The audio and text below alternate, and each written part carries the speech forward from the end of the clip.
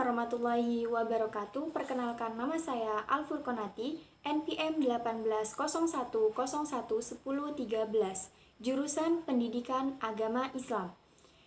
Video ini dibuat guna untuk memenuhi tugas ujian tengah semester mata kuliah Al-Quran Hadis dan pembelajarannya yang diampu oleh dosen kami, yaitu Ibu Nuriyah MPDI. Baik, ada 5 pertanyaan soal yang akan saya jawab di sini. Pertanyaan yang pertama berkaitan dengan bagaimana konsep merdeka belajar dan pendidikan pada era 4.0. Konsep merdeka belajar pada era 4.0 ini sangatlah berbeda dengan kurikulum yang sebelumnya, karena konsep merdeka belajar ini mengusung tema yang memberikan sebuah kebebasan untuk peserta didik, di mana peserta didik memiliki kemampuan atau kebebasan untuk merefleksikan segala kemampuannya. Nah, ada beberapa konsep yang telah saya buat di sini. Konsep yang pertama adalah asesmen kompetensi minimum. Artinya, ia melihat kemampuan siswa berdasarkan kemampuan kognitif dan numeriknya, dan tidak terpacu kepada nilai atau penugasan-penugasan yang hanya diberikan oleh guru semata. Kedua adalah survei karakter. Dalam hal ini, survei karakter melihat berdasarkan ekosistem daerah serta infrastrukturnya, tidak hanya terpacu pada indikator yang tetap, namun berdasarkan pada data terbaru terkait daerah atau keadaan sekolah yang ada di daerah tersebut. Kemudian, konsep yang ketiga adalah perluasan penilaian hasil belajar siswa yang tadinya hanya dilihat dari nilai ujian menjadi nilai yang lebih luas atau lebih kompleks. Misalnya, siswa memiliki potensi dalam kemampuan soft skill atau hard skill. Nah, di situ seorang guru atau seorang pendidik memiliki tugas untuk mengembangkan potensi-potensi siswa. Jadi, penilaian tidak hanya dilihat hanya dari ujian-ujian atau penugasan dari sekolah semata. Kemudian konsep yang selanjutnya adalah pemerataan kualitas pendidikan hingga ke 3T. 3T yang dimaksud adalah daerah-daerah yang masih tertinggal dalam proses pendidikan atau ia belum memumpuni atau belum memiliki fasilitas-fasilitas belajar seperti di daerah-daerah perkotaan. Maka pendidikan yang mengusung 4.0 ini atau merdeka belajar ini, ia memberikan sebuah kebebasan atau kesamarataan antara daerah pendidikan yang ada di kota maupun yang ada di daerah terpencil, yaitu daerah 3T.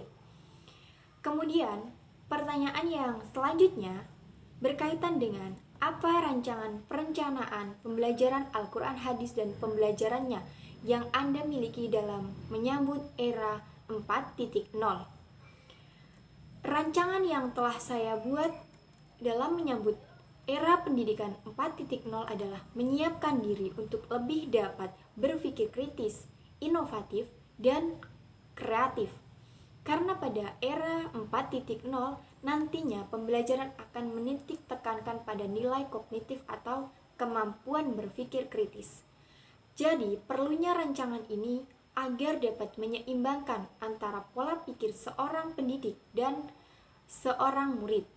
Jadi, kemampuan berpikir kritis ini juga berguna sebagai cara untuk memahami peserta didik yang memiliki kemampuan atau potensi-potensi yang ada pada dirinya.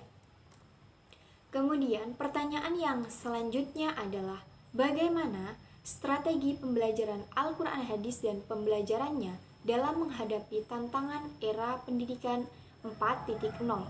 Strategi yang dapat ditempuh dalam menghadapi era revolusi industri 4.0 salah satunya adalah dengan menyiapkan calon guru untuk memiliki kapabilitas.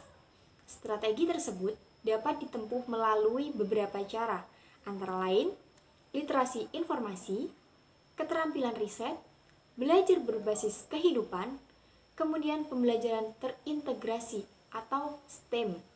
STEM adalah pemanduan antara pemaduan antara sains, teknologi, teknik, dan matematika. Kapabilitas dalam hal ini adalah suatu karakter menyeluruh terkait pengetahuan, sikap, dan keterampilan yang nantinya akan dibawa ketika memasuki dunia kerja. Kemudian, pertanyaan yang selanjutnya adalah berkaitan dengan bagaimana pengembangan media pembelajaran Al-Quran, hadis, dan pembelajarannya yang sesuai dengan era pendidikan 4.0. Dalam video berikan contoh cuplikan gambar atau video macam-macam media pembelajaran. Dalam era revolusi pendidikan 4.0 terjadi pengembangan teknologi komunikasi secara pesat atau meningkat, di mana semua bahan, proses, dan bentuk pendidikan dapat ditransfer lewat teknologi atau melalui teknologi komunikasi, dan guru bukanlah satu-satunya sumber dalam belajar. Maka media pembelajaran yang dapat berkembang pada era 4.0 adalah antara lain LMS, Learning Management System, Edmodo, Google Classroom, dan aplikasi-aplikasi online lainnya. Kemudian, pertanyaan yang selanjutnya berkaitan dengan apa pendapat Anda yang tentunya didukung oleh berbagai teori yang kuat terkait evaluasi pembelajaran Al-Quran, hadis, dan pembelajarannya dalam suasana yang berdamping dengan COVID-19.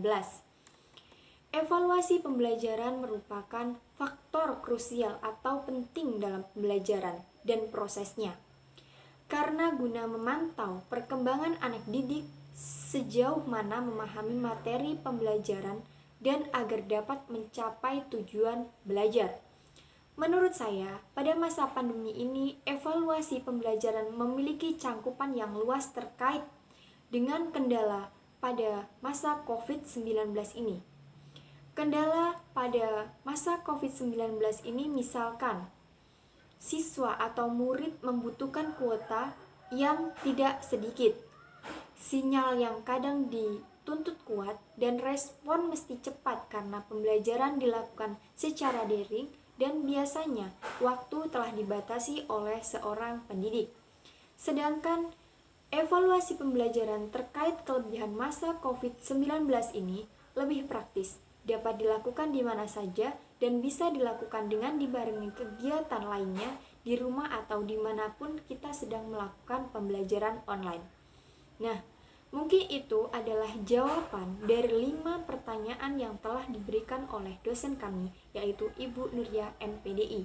Semoga jawaban-jawaban yang telah saya berikan dapat memberikan manfaat untuk diri saya, untuk kita semua, dan untuk teman-teman yang telah menonton video ini. Terima kasih banyak. Wassalamualaikum warahmatullahi wabarakatuh.